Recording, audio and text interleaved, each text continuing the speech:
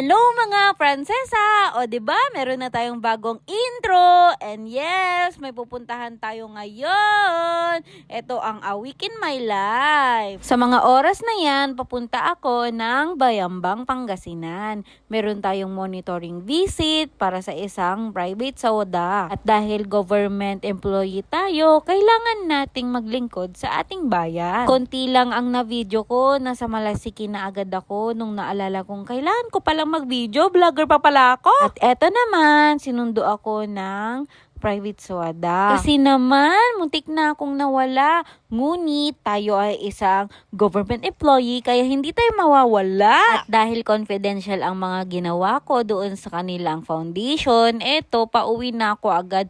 Eto, naalala ko na lang pala talagang mag-video ako at dinaanan namin yung isang facility nila. Eto, sa may Bayambang. O diba, ang ganda dito. At after nyan, eto, nasa daan na naman ako. Pauwi na ako nito.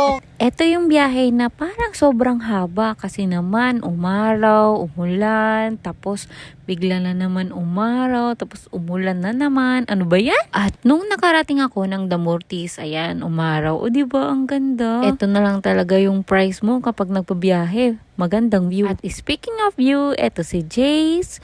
Tinutulungan niya si tata niya na mag-separate ng dahon at saka tangkay ng malunggay. Akala mo talaga seryoso sa ginagawa niya. Hintayin niyo kung anong gagawin niya sa dulo. Naka-serious mood pa ang muka. O diba? Tinapon din. Hi, Chachi, sa cute baby. And then, kinabukasan, aalis na naman si mama. Pupunta naman ako ngayon sa Mangaldan. O diba? Tuloy-tuloy ang monitoring visit natin sa mga private sodas. Hi, baby ko. Big boy ka na.